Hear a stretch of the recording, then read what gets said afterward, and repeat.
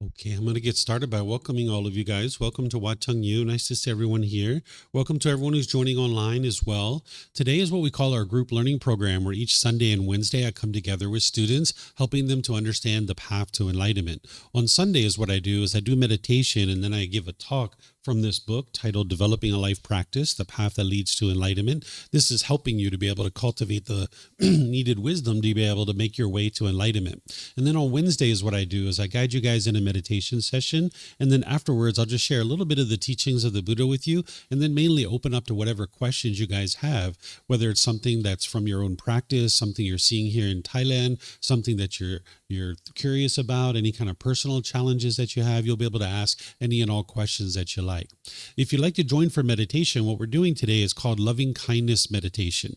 This is a meditation that essentially helps you to rewire your mind to eliminate anger, hatred, ill will, and all the lesser versions like frustration, agitation, annoyance, even the slightest dislike. Right now, if you're experiencing those kinds of things, you might actually think it's coming from other people, but in reality, it's actually coming from your own mind. It's impossible for someone to cause you to be angry. It's your own mind that's actually causing this. The mind craves permanence in the unenlightened state, wanting and expecting things to be a certain way. And you can only be happy when you get things the way you want them to be. So if a person does things your way, you will like them. But if they don't do things your way, you will dislike them. This is coming from your own mind. The mind's craving permanence, wanting everybody to be a certain way, where we live in an impermanent world where things are constantly changing. So this meditation of loving kindness will help you to cultivate this genuine interest in seeing all beings be well, where you can have active goodwill towards all beings. It's the remedy for anger, hatred, bitterness, hostility, resentment, and all those other feelings. So the way that I start this is I started with some chanting to be able to ease into the meditation. You're welcome to chant along if you like. It actually helps you to be able to get more benefit out of the meditation itself. During the lifetime of the Buddha, he used chanting as a way to help his students to remember his teachings, because everything he taught was oral. So he spoke, and then every 2 weeks, his students would come together and they would recite his teachings orally. This is how they committed it to their memory. Where today we have books, audiobooks, videos, podcasts, things like this. They didn't have that 2,500 years ago, so they needed a way to be able to essentially study the teachings. So they would use recitation of the teachings or chanting to be able to do that. So you can see from the origins of chanting that this isn't a rite, ritual, ceremony, worship, or prayer, or anything like that. None of those kinds of things exist in the teachings of the Buddha. If you're seeing rites, rituals, ceremonies, worship, or prayer associated with his teachings, those aren't his teachings. Those are misunderstandings that people are having, because he never taught any of those kinds of things. So if you'd like to chant along with me, it actually helps to ease your mind into meditation and get more benefit out of the meditation itself, because it prepares the mind for meditation. That's how we use it today. These chants are on a laminated sheet over there on the cabinet. You're welcome to help yourself to a chanting sheet, and you'll be able to chant along if you'd like. After the chanting, we will then come in with the guidance. I will essentially be teaching you how to do breathing mindfulness meditation. This is a meditation that you use as a preparation for the loving kindness meditation. You'll hear me kind of speaking and guiding you and instructing you in the meditation. But then there's going to be a brief period of quietness where we're just all meditating. And then we'll come back in with the guidance for the loving kindness meditation. You're going to hear me say things like, may I be peaceful. You're going to hear me say that out loud. And what you're going to be interested to do is repeat that in the mind on the out breath. And then you're going to hear me say, may I be safe. May I be well. May I be free of all discontentedness and the suffering it causes. These are 4 individual statements. And now you repeat that in your mind on the out breath when you hear me saying that. So this is helping to rewire your mind to have more love and kindness towards yourself. Because oftentimes people walk around with a negative inner dialogue. They might have this diminishing and degrading way of speaking to yourself. And you can eliminate that through this meditation, because that's ill will towards yourself. You would like to have loving kindness towards this being too, not just other beings, but this being as well. So we're going to start with, may I be peaceful, safe, well, and free of discontentedness. Then we're going to go to some other rings where we're going to be expanding this wider and wider. We're going to be doing things like, may mom and dad be peaceful, safe, well, and free of discontentedness. When you hear these different rings that I'm going to be doing, this isn't sending loving kindness to them. This isn't a prayer where you're trying to invoke some kind of special power in order to change mom and dad. That's not what this is about. You can't actually change other people through your meditation. It's not possible.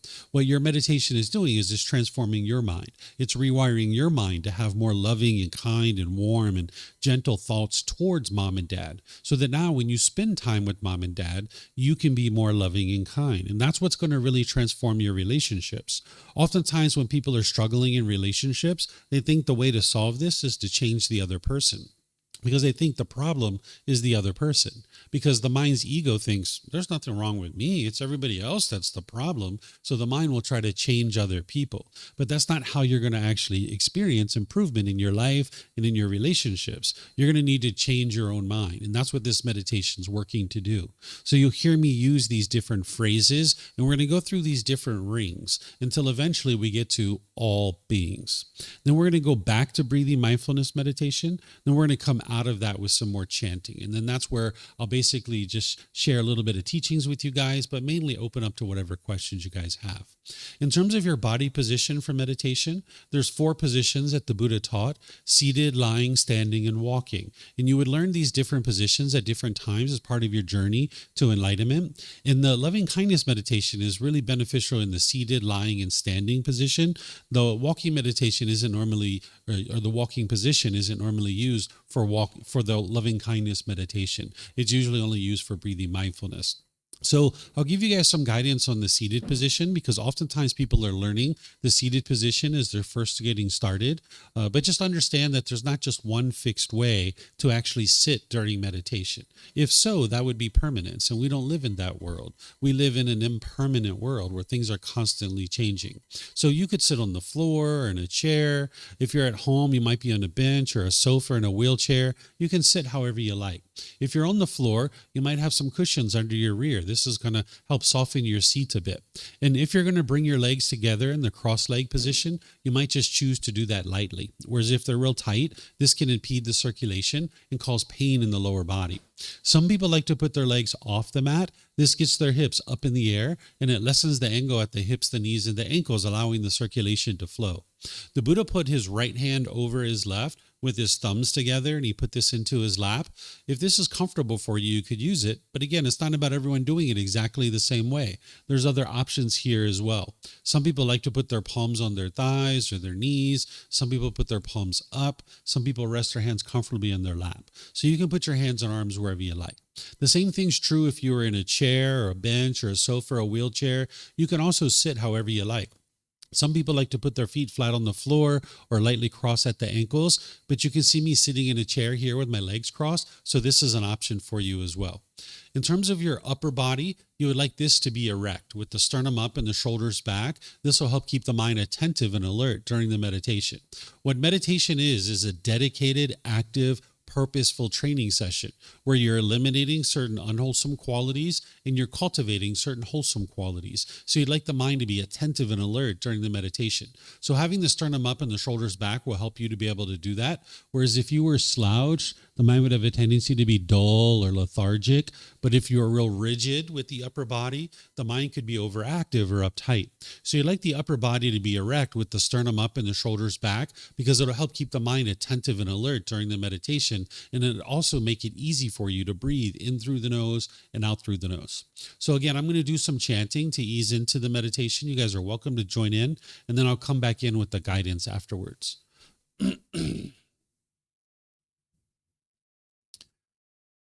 Arahang Samma Sambuddho Mahakawa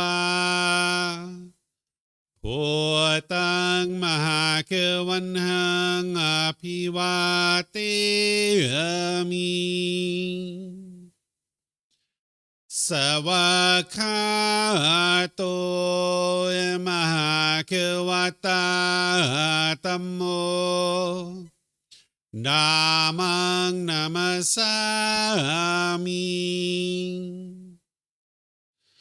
สุปฏิปันโนมหะคะวะโตสาวกสังโฆ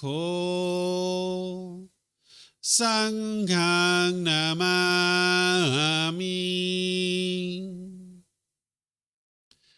นะโมตัสสะภะคะวะโตอะระหะโตสัมมาสัมพุทธัสสะนะโมตัสสะภะคะวะโตอะระหะโตสัมมาสัมพุทธัสสะ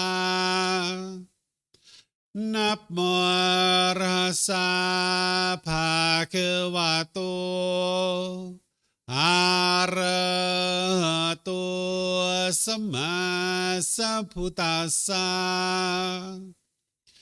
อิติปิโสมหะคะวะอะระหังสัมมาสัมพุทโธวิชาจารณังสัมมุโนสกาโตโรกาวิตุอนุเตโรปุริสาดามาสติสัตตาตวามนุสนังปุตโตภาควาติ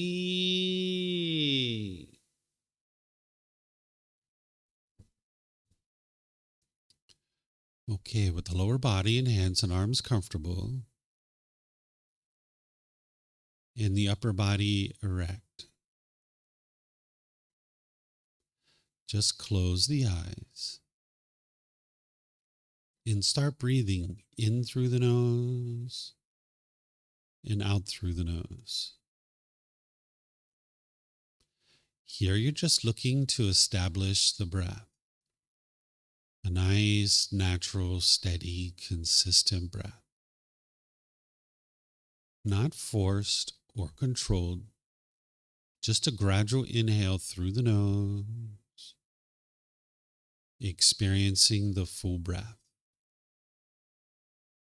And then whenever you're ready, exhale out through the nose. Breathing in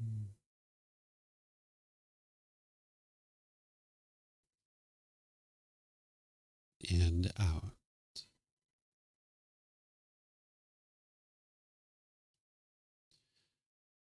Breathing in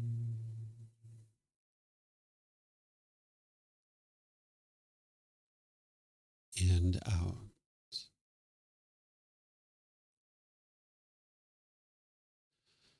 Your breath may not match up with the guidance that I'm providing, and that's okay. This is your practice. I'm just here for guidance. You can use this voice as a reminder that whenever you get to the next inhale, breathing gradually through the nose, developing a nice, natural, steady, consistent breath. And then whenever you're ready, exhale out through the nose, experiencing the full breath. Breathing in and out.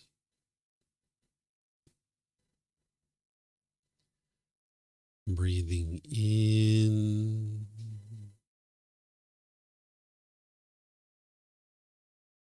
and out.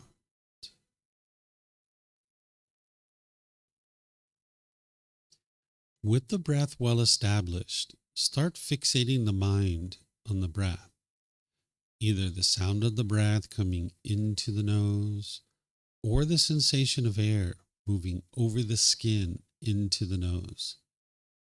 The breath is the present moment. Fixate the mind on the breath, the present moment. Breathing in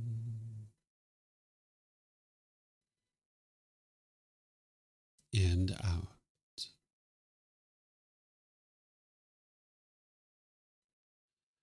Breathing in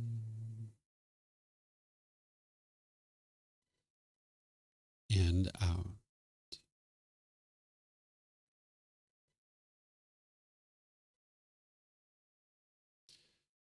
With the mind focused on the breath, whenever you notice that it moves off the breath, cut that off, let it go, and come back to the breath, the present moment. No need to observe the thought, label it, judge it, analyze it, or even try to figure out where it's coming from. Whenever you notice that the mind is moved off the breath, cut that off, let it go, and come back to the breath, the present moment. Breathing in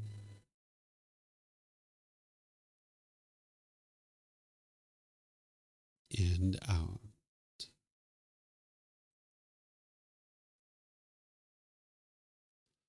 Breathing in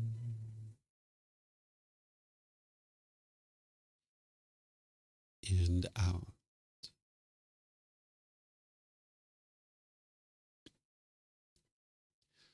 I'm going to be quiet now and let you do this work of focusing on the breath, cutting off and letting go anytime the mind moves off the breath. Then I'll be back with more guidance on loving kindness meditation. You have nowhere to go. There's nothing to do. No one needs you right now. This is your time to focus on the breath. Breathing in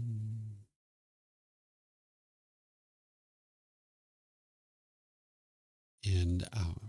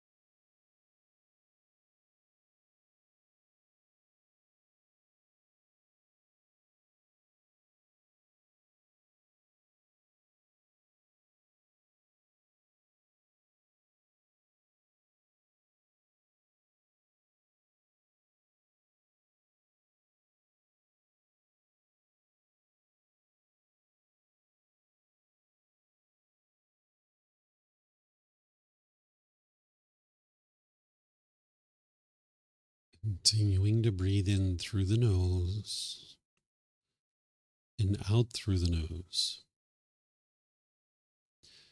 Repeat these phrases in the mind on the out breath.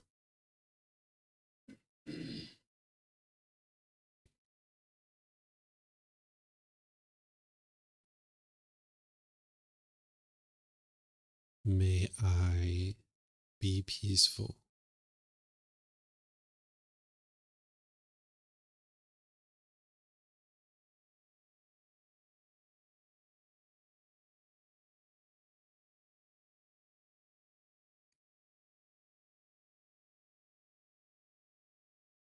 May I be safe.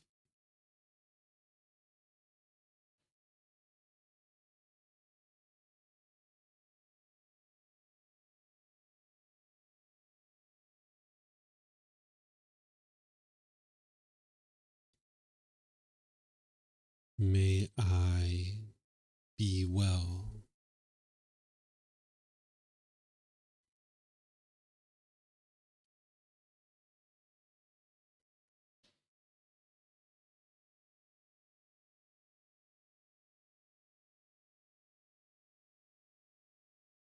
May I be free of all discontentedness and the suffering that it causes.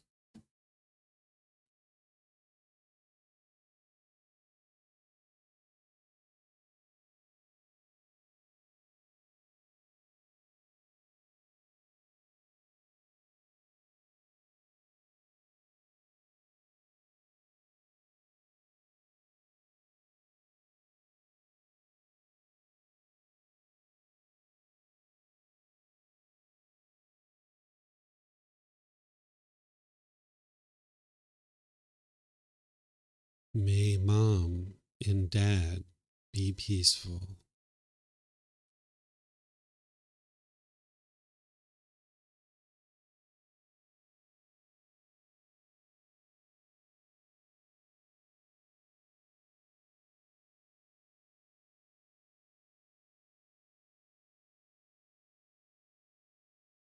May they be safe.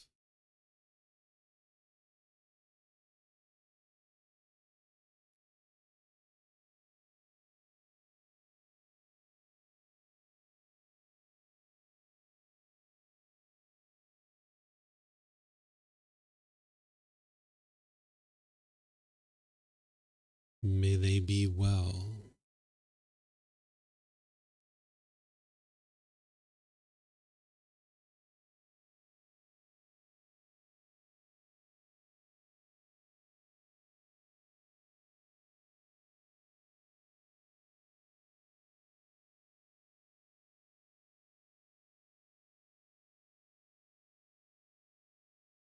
May they be free of all discontentedness and the suffering that it causes.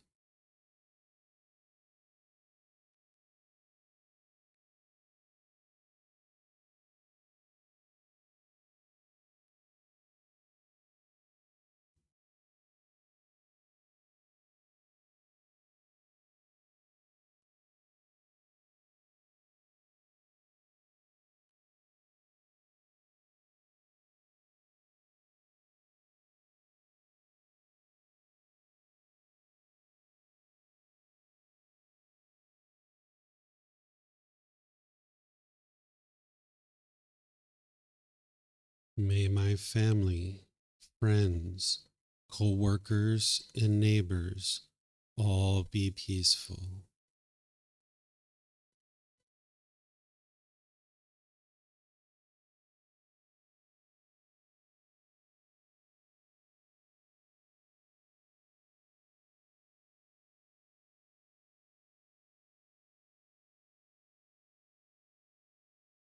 May they be safe.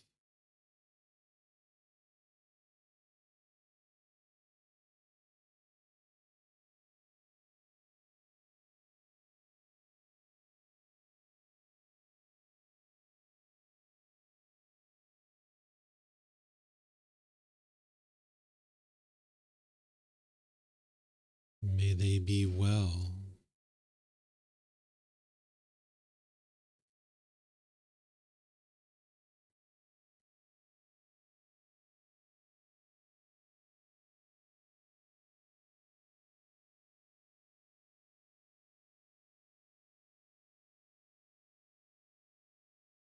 May they be free of all discontentedness in the suffering that it causes.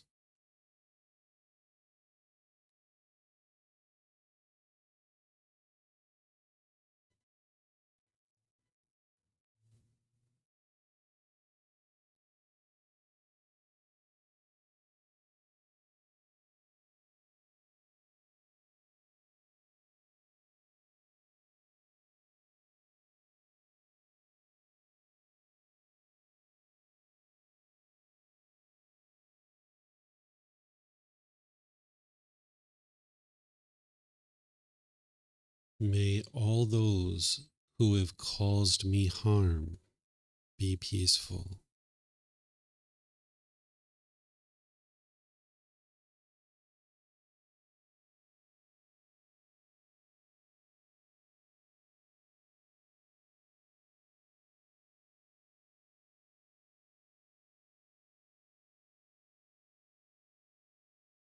May they be safe.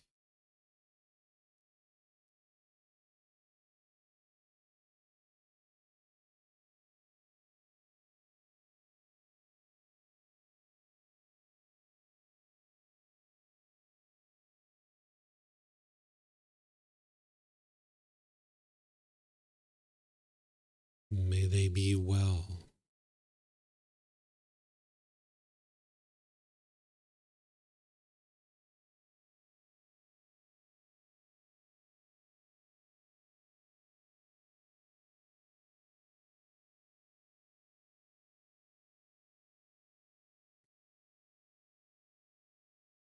May they be free of all discontentedness in the suffering that it causes.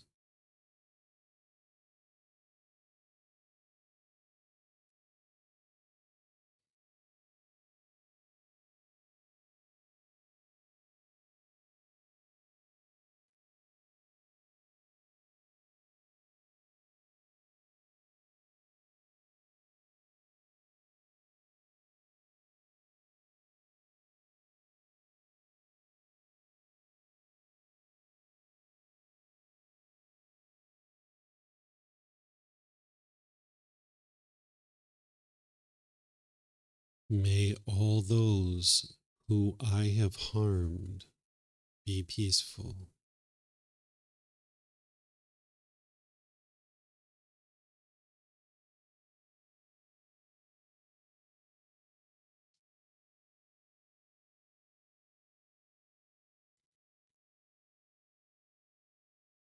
May they be safe.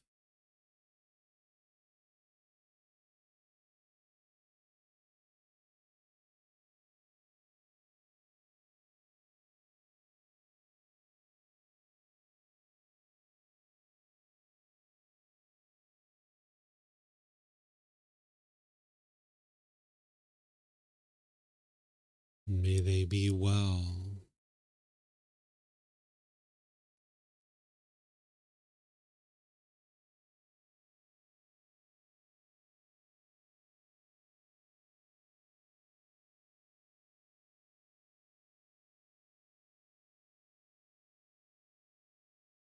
May they be free of all discontentedness in the suffering that it causes.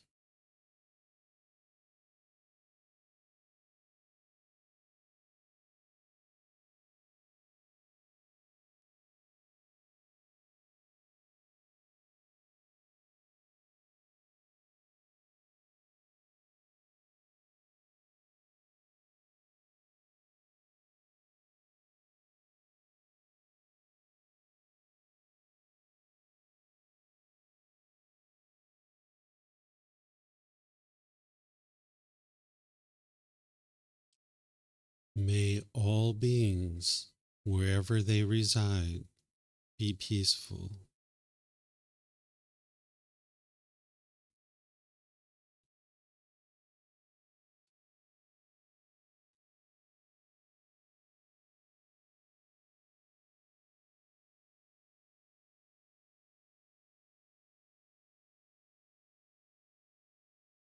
May they be safe.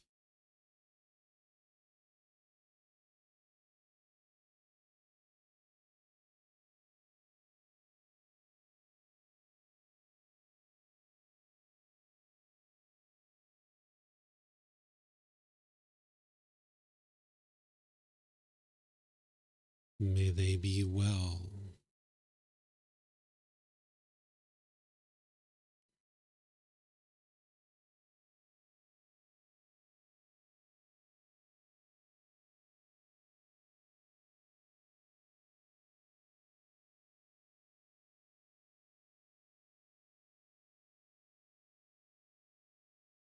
May they be free of all discontentedness in the suffering that it causes.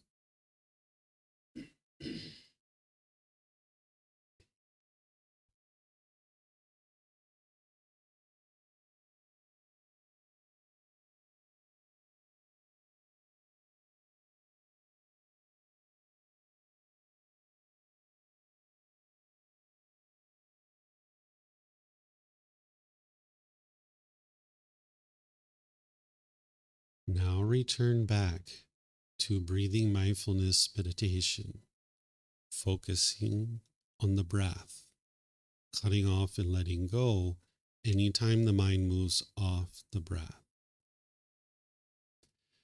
Breathing in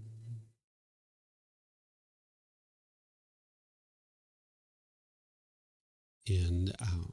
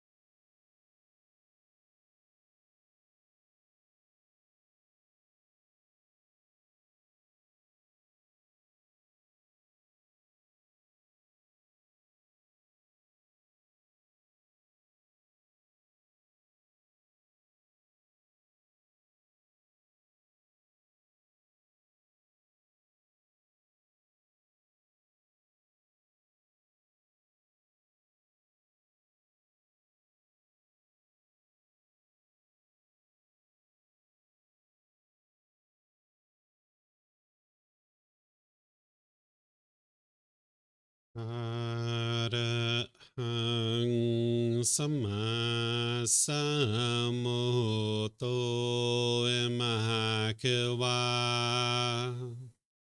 พุทธังมหาเขวันังอภิวาเทมิสวากขาโตมหาเขวตาธัมโมธัมมังนามัสสามิสุปฏิปันโนมหาเขวโตสาวกสังโฆสังฆังนามามินะโมอะระหะสะภะคะวะโตอะระหะโตสัมมาสัมพุทธัสสะนะโมอะระหะสะภะคะวะโตอะระหะโตสัมมาสัมพุทธัสสะนะโมอะระหะสะภะคะวะโตอะระหะโตสัมมาสัมพุทธัสสะอิติปิโสมหะเขวาอะระหังสัมมาสัมพุทโธวิชาจารนังสัมมุโนสกาโตโรกาวิตุอนุเตโรปุริสาดามาสติสัตตาตาวามนุสรังปุตโตภาควาติ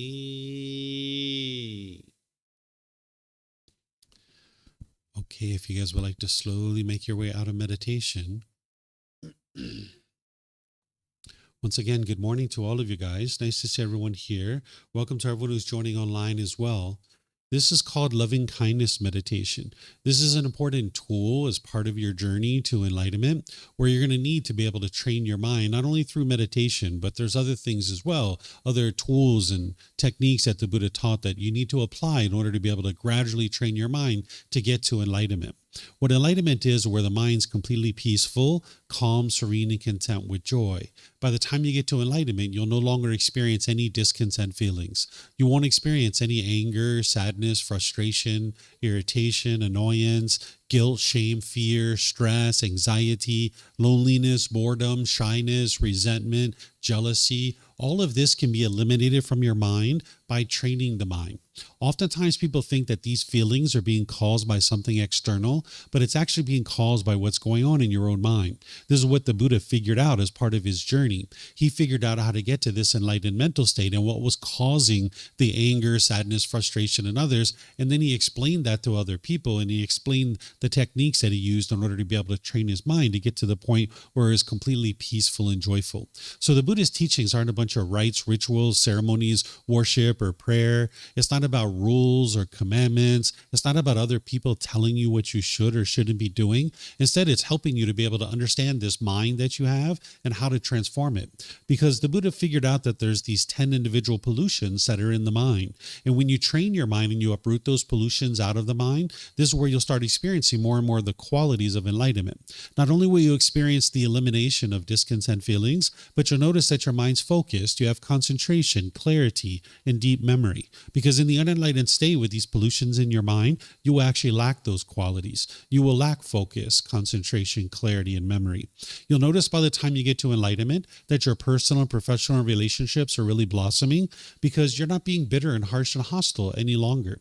In the unenlightened state, you'll have a certain amount of bitterness and hostility in your mind, and you'll put that out in your relationships, and it's all coming back to you. Oftentimes people think that that's being caused by others, but it's impossible for someone else to cause you or force you to be bitter and harsh and hostile. It's not possible. It's your own mind that's choosing to do that. So when you transform your mind and you train it to no longer be bitter and harsh and hostile, and you can be loving and kind, warm and gentle with all the people around you, as you do this over a consistent long-term period of time, all your relationships will transform. Oftentimes people think the way to solve their difficulties in relationships is to change the other person. But what the Buddha teaches you how to do is how to transform your own mind. And by transforming your own mind, this is what's going to transform your relationships, because now you'll interact in those relationships in a different way. And this is where you'll start experiencing improvements in your day-to-day life. You'll get to the point where you don't even experience a bad mood anymore, that it's physically impossible for you to experience a bad mood. So this meditation that we just did is an important part of that, but there's other pieces you need as well. You wouldn't be able to just meditate your way to enlightenment, to wonderful relationships. You're going to need wisdom to be able to help you. And that's where the Buddha's teachings are guiding you and how to completely transform your mind and transform your life to be able to live this better way of life. What's causing the mind to experience anger and sadness and all these other feelings is something called craving, desire, attachment. This is the mind's wants and expectations. What the mind does in the unenlightened state is it will chase after things. The mind is longing, yearning. And if it gets what it wants and what it expects, it will be happy and excited about that. It'll get pleasant feelings. But if your mind doesn't get what it wants and what it expects, you'll experience painful feelings. And what the mind will tend to do is attribute those painful feelings to something external, and you'll tend to become unskillful. You'll tend to push people away, thinking that they're the ones who are causing your problem. You might have pushed away friends or family out of your life, but you can see that they're not the ones who are causing your anger and frustration, because if they were the true cause of your anger and frustration, when you push them out of your life, you would be peaceful and joyful from that point forward. But you can see that that's not the case, that you continue to experience agitation and frustration and annoyance over and over and over again. If this person was the true cause of what you were experiencing, when you push them out of your life, you'd be peaceful and joyful from that point forward. The second thing you'll do when you think that the problem is external is you'll be bitter and harsh and hostile to people through your intentions, your speech, and your actions. It's almost like an animal growling and roaring at another animal, trying to convince them to do things your way through fear. The third thing you'll do is you'll tend to put your expectations on people, trying to pressure them or control them to do things your way. It's kind of like the unenlightened mind has this little bubble and is trying to get everybody to do things this way. It's a permanence that the mind is craving, that there's this little bubble that the mind's trying to live within, and it wants everybody to do things exactly the same way. And if there's someone who doesn't do things your way, that's where the anger rises up, and the mind thinks, let me push them out of my bubble, and then I won't have to experience that anymore. But there's 8 billion people in the world. You can't train 8 billion people to do things your way. Or the other thing someone will do is be bitter, harsh, and hostile to try to convince people to do things their way, or put expectations on people and try to convince them to do it their way. So as long as you're living your life this way, you can't live harmoniously with all beings, because it's only a matter of time before you encounter someone who does things differently than you. And you might actually have people doing this to you too, where people are pushing you away. They're being bitter, harsh, and hostile to you, or they're putting their expectations on you and trying to pressure you to do things a certain way. So I'll give you some examples here so you can see what it is that I'm talking about, because the teachings of the Buddha aren't based in belief. You're not believing a bunch of things and then hoping something good happens when you die. You're learning, growing, and developing in this life, becoming a better individual through the cultivation of wisdom. So you can't believe anything that anybody says about these teachings or any other aspect of life. You need to be able to see the truth for yourself. So here's a few examples for you. If somebody wakes up in the morning and they see it's sunny outside and they get really, really happy and excited about that, that's what's called a conditioned pleasant feeling. that based on the condition that there's sun, the mind will now experience pleasure. But the problem with that is the sun is not permanent. So if you base your inner feelings of happiness on an impermanent condition, that means your happiness is not permanent. This is why you haven't been able to get to permanent happiness in your life, because your mind is basing its feelings on something external. And those things are all impermanent. They are temporary. So if you get really happy and excited when it's sunny outside, that means when it rains, that you're going to experience frustration or agitation or annoyance. The only thing that's happened here is change. That's all that's happened, is it just went from sun to rain. But you can see that this is the mind itself causing this discontent feelings because there's no other person involved. There's no other person that is causing that. It's physically impossible for someone to insert a feeling into your mind. Or say you get really happy and excited when your bank account balance is up here. Well, then when it goes down here, you'll be sad or frustrated because that's not permanent.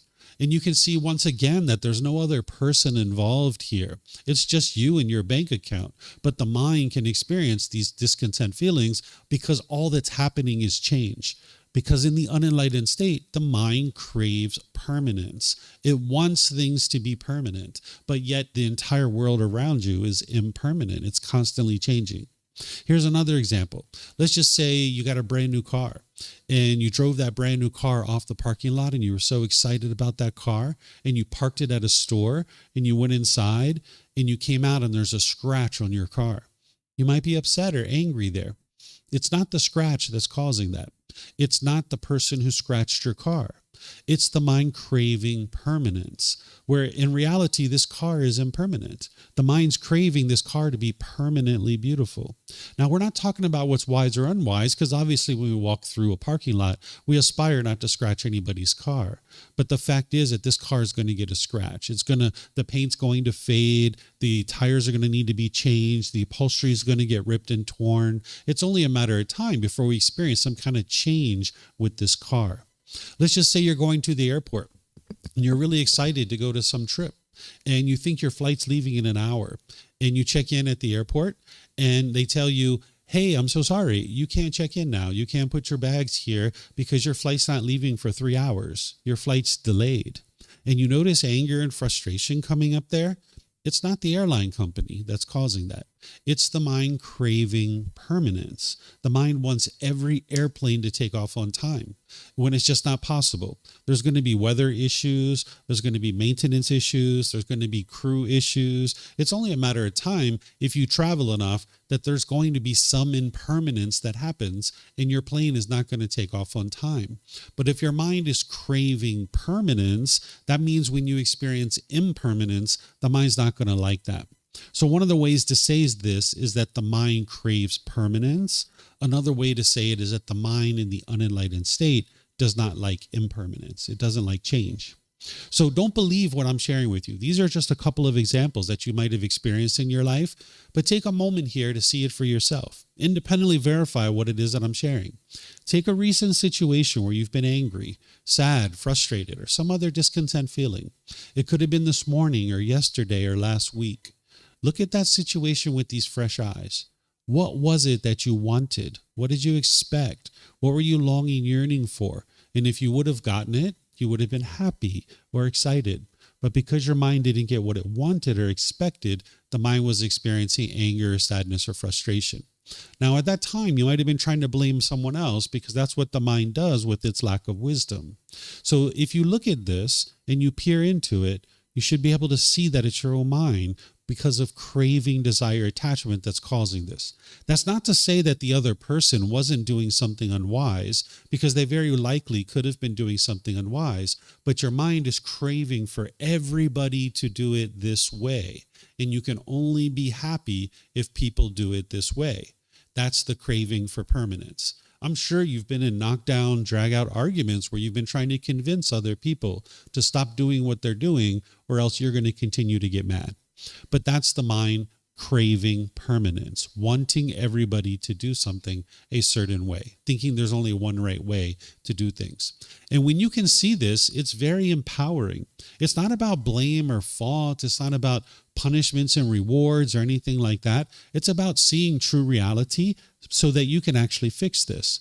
Because if you go around the world thinking that it's other people that are causing your anger and frustration, you'll never fix it. You'll just experience stress and anxiety and frustration the whole rest of your life. But when you can peer into this and you can see the truth that it's your own mind that's causing these feelings, this is very empowering, because then you can apply the tools and the techniques that the Buddha taught towards your mind to be able to get to a point where you transform this, and now you can experience improvement. You can experience more and more peace, more and more joy.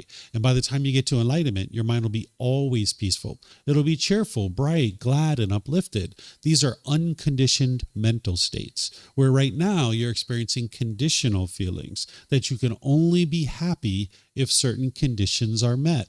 It's kind of like, if my mom and dad do this, if my brothers and sisters do this, if my boss does this, if the weather is this, if I have this much money in my bank account, if I have this kind of house and this kind of car, then I'll be happy. So the mind's ability to be happy is shrinking. It's coming closer and closer together, where all these conditions have to be met in order for the mind to be happy. And that's what the Buddha is teaching you how to eliminate, so that your mind doesn't do that anymore. So this meditation of loving kindness is rewiring your mind to be loving and kind, understanding that other people aren't causing your own discontent feelings, but there's other things you need besides just this meditation. You would need to do this meditation, but you would also need to go out into the world and be loving and kind through your intentions, your speech, and your actions. You couldn't do this, but let's just say you were meditating for 23 hours a day, and then for an hour per day, you went outside and you were bitter and harsh and hostile with people. You're not anywhere near peace and joy. You're not anywhere near enlightenment. That the mind is still experiencing anger and frustration. You're still being bitter and harsh and hostile to people. So this meditation is essentially rewiring your mind. It's filling up your gas tank so that you can then go out into the world and be loving and kind with people through your intention, speech, and actions. And the Buddha teaches you how to do this through a teaching called the Eightfold Path. That's the core central teaching of the Buddha that's guiding you towards this enlightened mental state. So I'm going to stop here and see what questions you guys might have. If there's anything you would like to ask about meditation or the teachings of the Buddha, something that I'm sharing, something that you're seeing somewhere else, some kind of personal challenge that you might be having, you're welcome to ask any and all questions that you like. If you're here at the temple and you'd like to ask a question, we have microphones in the white bowl there in the middle of the room. There's also some up here as well. And then if you could get one and take it back to your seat and press the gray button, you'll see the lights come on, and you just hold this up to your chin, and we'll be able to hear you here at the temple, and they'll be able to hear you online. If you speak here without a microphone, they won't be able to hear you online. And then you can keep these with you, because you might have more than one question, or someone around you might have a question, and you can just share the microphone with them. And then if you're not using it, if you could turn it off, that'll be helpful so we don't get feedback through the speakers. And then anybody who's online, if you're in Facebook, YouTube, or Zoom, and you have a question, you can put that into the comment section, and I'll be able to see that and answer your question. And then if you're in Zoom, you can electronically raise your hand, unmute your microphone, and ask any and all questions you like that way. So do you guys have any questions here online you guys would like to ask?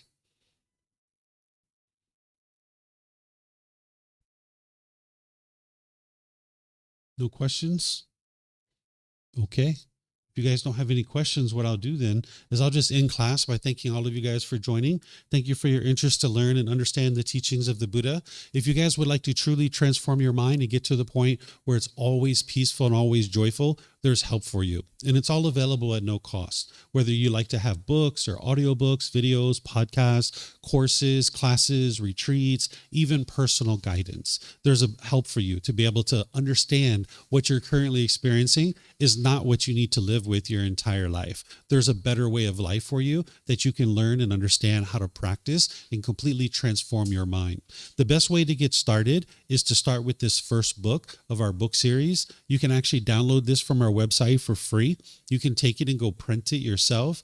You can get printed versions here at the temple by just reimbursing us for the printing cost, and we'll use that money to purchase more books, or you can get it on Amazon. And then each Sunday I go chapter by chapter, helping you to understand the in-depth teachings that it takes to be able to completely transform your mind. And you can get help from me in 4 different ways. You can ask questions in live classes. You can post in our Facebook group and I will answer it for you there. You can send me private messages, or you can schedule personal guidance with me either in person or online, and I will sit down with you and I will meet with you and help you to be able to understand how to apply these teachings in your day-to-day life. So whatever you choose to do today, have a very lovely and wonderful rest of your day. Perhaps I'll see you next time. Take care and be well. Sawadee krap. Sawadee krap.